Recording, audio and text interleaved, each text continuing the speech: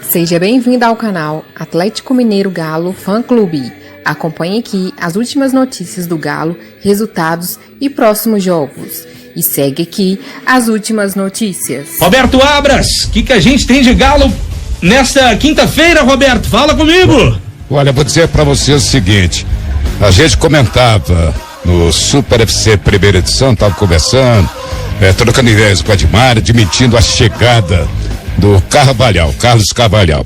É que surgiu a notícia no site lá de Lisboa, 00, Carvalhal e Atlético Mineiro, acordo fechado por 2 milhões. Isto agitou o presidente do Braga, Antônio Salvador. Falou, peraí, vamos conversar, não teve acordo nenhum de finança, de verba, essa coisa toda. Então aí a gente fuça daqui, fuça dali, e com empresários, e aí essa situação, essa novela ainda vai render, mas nada oficial. A Pela, mas já trouxe aqui do site Portugal, não existe nada. Presidente do Braga ficou pé da vida com a notícia que saiu do site por ali. Bom, a informação última que se tem da imprensa em Lisboa, que Carvalhal, reunido com a família, reunido com a sua comissão técnica, com compromisso assumido de estruturar novamente o Braga, ele não vai deixar a equipe do Braga. Mandei um contato ainda há pouco com um empresário conhecido da gente, que falou, olha, o assunto realmente é esse, ele decidiu ficar no futebol português. E aí, você tem algum tipo de informação? Melou Carvalhal, melou Jesus, e aí? Seu Abras, conversando com alguns colegas aqui mais cedo, acho que falei até com o Fred Jota, o nome que é unanimidade para a torcida do Atlético, claro, Jesus era, Carvalhal, Jesus não veio Carvalhal, mas o nome que eu acho que vai agradar a gregos e troianos, Juan Pablo Vojvoda. Eu sei que é sacanagem você assediar um treinador que está empregado, que pode ter oportunidade de ouro no Fortaleza, numa Libertadores histórica pro Leão do Pici.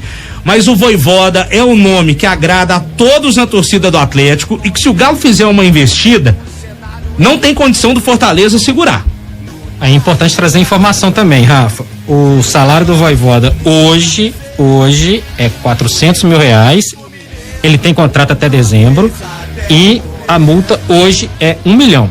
É o que o Rafa falou, os números por si só já mostram que uma investida forte do Atlético, o atual campeão brasileiro da Copa do Brasil, na minha avaliação, o melhor elenco do Brasil, um clube extremamente estruturado financeiramente falando, acredito que se o Atlético realmente partir para essa opção, é complicado para segurar.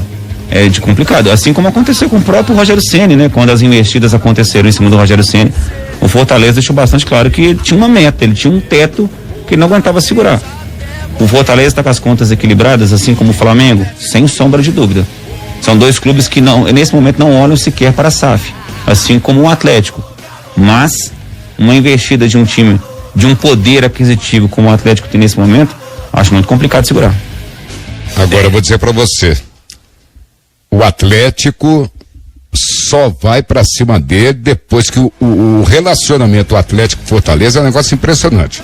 Sérgio Coelho como presidente do Fortaleza. O relacionamento deles é muito importante. O Atlético não investe sem consultar o presidente do Fortaleza. Posso ir para cima, não posso? O Atlético não vai agir dessa maneira, não. A não ser que haja um acordo que não vai ter o acordo do Fortaleza, né? O assunto, esse negócio do Atlético é um mistério danado. E outra coisa, o Atlético tomou uma decisão importante, não se manifesta, não adianta entrar com o Sérgio, com o Renato Salvador, com o Menin, com o Ricardo Guimarães, que não adianta, não existe vazamento nenhum, nada, um mistério danado. Eu acho que nos próximos dias a situação fica dessa maneira, mas que vem de fora pode esperar que vem. Seu Abras, outra coisa, a gente tem que lembrar que o Atlético e o Fortaleza têm um patrocinador em comum, que é justamente a MRV. Justamente. Na manga do Fortaleza tem o MRV. Então, acho que vai acontecer, se for para acontecer, justamente vai ter essa conversa de cavalheiros entre os presidentes, não vai ser na valentona não. Não custa nada lembrar que eles têm patrocinadores em comum. E Agora, eu te confesso que estamos sem noção. O repórter que está fazendo o atleta de momento, não adianta. Vai ser fulano, vai ser Beltrano, vai ser esse. Difícil. Muito difícil seguir uma lógica. A do Carvalhal era assim. Mas aí vazou uma notícia lá, o presidente ficou pé da vida, e aí, e esse negócio, cadê a multa, não sei o que, vamos conversar, ele decidiu com a comissão técnica dele, reunido hoje pela manhã, vamos ficar por aqui mesmo, não vou resolver nada com o Brasil, vou ficar por aqui. Olha, qualquer situação de momento, a diretoria do Atlético não confirma. Agora, uma conclusão a gente tem dessa história, né? Abras, Juveci, Rafa, Dimara que tá aqui com a gente. Como o mercado do técnico brasileiro tá ruim. Nossa. Agora, o Abras fez um comentário no nosso Super FC às 13 horas, junto com a Dimara, que foi muito interessante. Quando ele falou assim, tem uma invasão portuguesa, um movimento português acontecendo no futebol brasileiro. E eu concordo plenamente com essa análise. Na verdade, nós tivemos um treinador português que deu muito certo, Jorge Jesus. O segundo agora, é verdade. O Abel, né? Agora o Abel também com o Palmeiras, que na minha avaliação como complemento, eu acho que o Abel, ele teve um pouco de sorte com o Palmeiras e o Jorge Jesus teve mais competência.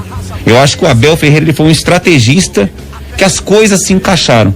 Na minha avaliação, quem estaria na final da Libertadores era o Atlético, que um erro individual do Nathan Silva, o Palmeiras passou. Então, eu acredito que o Jorge Jesus ainda está a patamar acima do Abel Ferreira. Só que agora esse movimento foi criado e busca-se qualquer opção no futebol português, e que o Abras falou uma coisa muito certa. Nem nós jornalistas conhecemos às vezes os próprios treinadores, e alguns batem no peito e falam, nossa, eu acompanhei o treinamento, é 4-4-2, ele gosta de atacar pelas laterais, etc.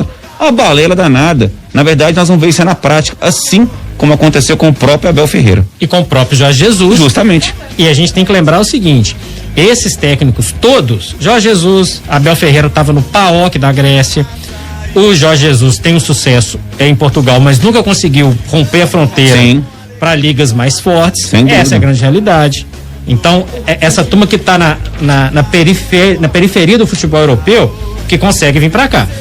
Não estou menosprezando o trabalho de ninguém, pelo amor de Deus. Claro que não. Estou citando que nenhum clube brasileiro vai lá chegar no Guardiola e quer uma proposta. Não tem jeito. O próprio Paulo Souza, que agora é técnico do Flamengo, ele é técnico da seleção da Polônia.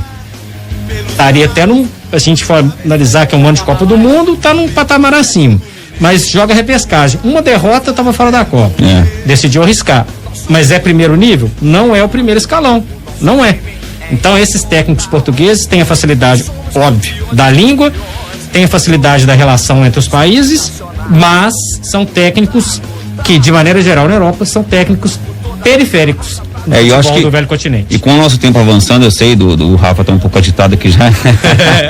É o Faustão, como diz o Abras, eita. Eu acho que fica de para casa para vocês dois, e o Abras, e quem participar amanhã do programa, é o seguinte: o que aconteceu com os treinadores brasileiros? A desvalorização, falta de preparo, porque tá tendo uma invasão, um movimento absurdo de buscar treinadores portugueses, uruguaios, argentinos. Então, a gente tá vendo o futebol mudar. Eu acho que fica para casa para vocês estudarem, para compreender o que está acontecendo com o treinador brasileiro. Tem que fazer muito curso de atualização na CBF, deixa eu ver se a turma tá ficando para trás. Ai,